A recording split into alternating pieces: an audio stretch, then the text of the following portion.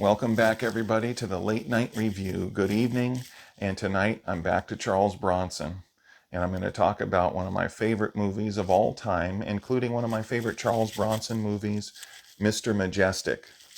This movie is a very good movie. I have a lot of nostalgia for it. It's one of my favorites.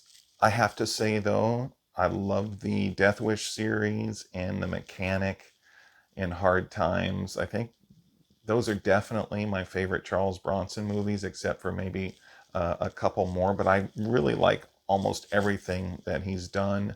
Mr. Majestic is right up there, but the first four Death Wishes, forget part five, sorry, but part five wasn't that good at all. Almost any Charles Bronson movie is better than Death Wish 5, but the first four Death Wishes I really, really loved. And The Mechanic, loved that one. Mr. Majestic is close. I really like this movie. I think Death Wish 3 is...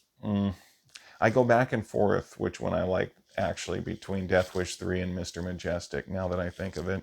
Usually I like Death Wish 3 just a little bit better because I think it's a little faster pace and it's fun, but sometimes I like Mr. Majestic better. Most of the time it's Death Wish 3, but I think Mr. Majestic is actually the better film. I think it's more well done. It's a little bit more realistic, but both are good. Two of my favorites.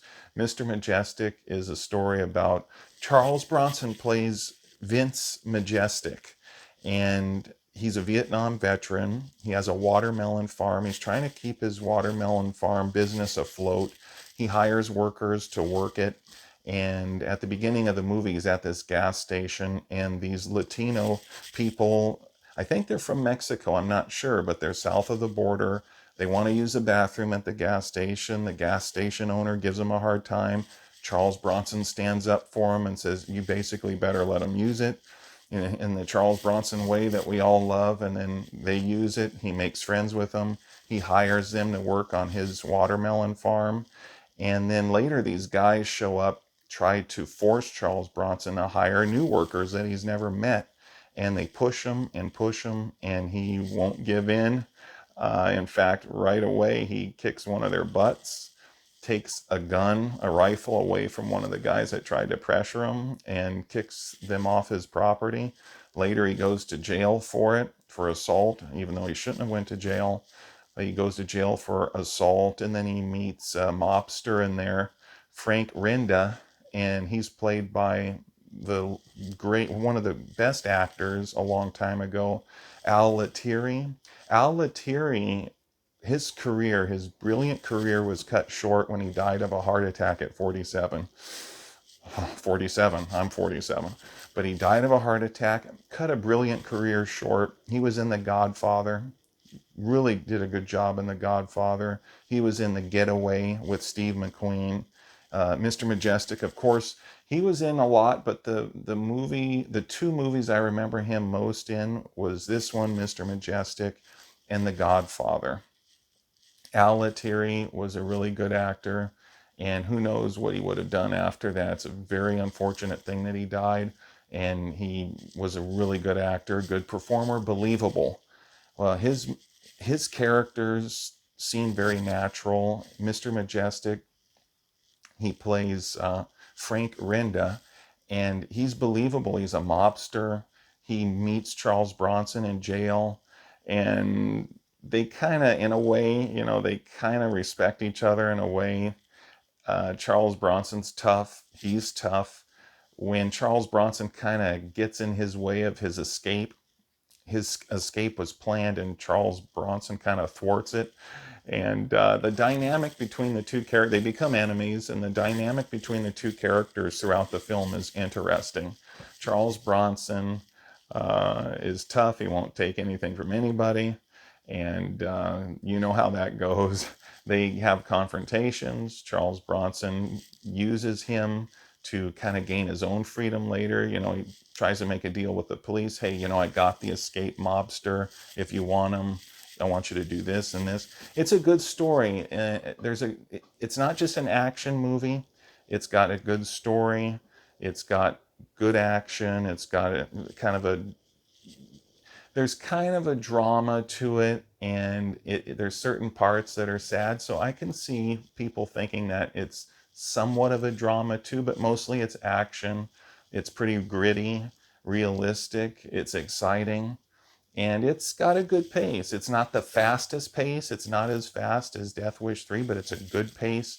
It was directed by the great Richard Fleischer, and Richard Fleischer, he's been dead for years, but for a number of years, but he was a really great director. He directed some of my favorite films, and he directed The Vikings, Red Sonja, and I know some people don't like that movie, but I really like it, with Arnold Schwarzenegger, Brigitte Nielsen, Ernie Reyes Jr., Pat Roach, but that was really a good movie to me. But he was a great director. He directed 20,000 Leagues Under the Sea.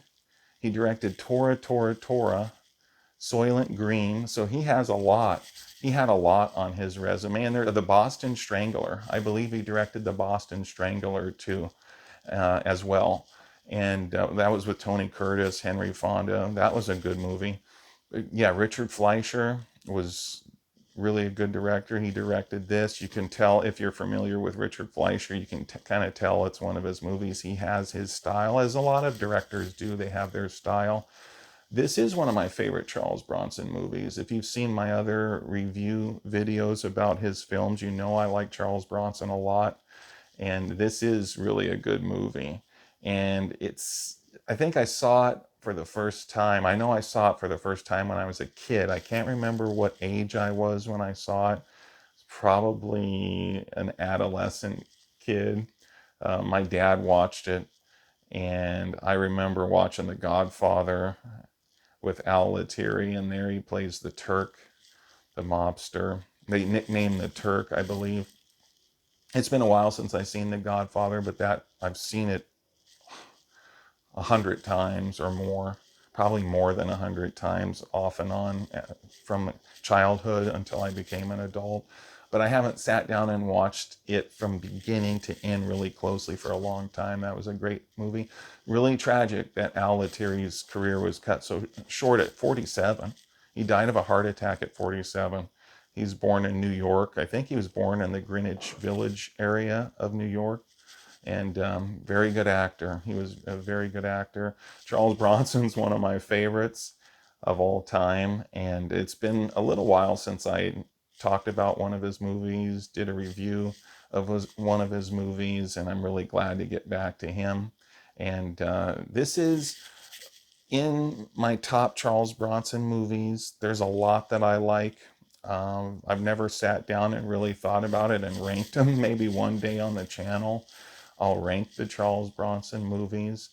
Mr. Majestic, and the thing I like about it too is, like in other Charles Bronson movies, not only is he tough, but he's witty too. He kind of outthinks everybody. He kind of uses strategy to defeat them, and he uses some tricks. And there's a nice confrontation and shootout at the end of the movie where everything's pretty wrapped up. And if you like action, especially if you like Charles Bronson, but if you like action, some tense moments, some drama, some grit, I think you'll really enjoy this classic. Mr. Majestic, starring Charles Bronson, Al Lettieri, directed by the great Richard Fleischer. I think you'll enjoy it, and check it out. I highly, highly recommend it. And this has been the Late Night Review. Thanks for joining me. Please like and subscribe and share this video. Good night, everybody.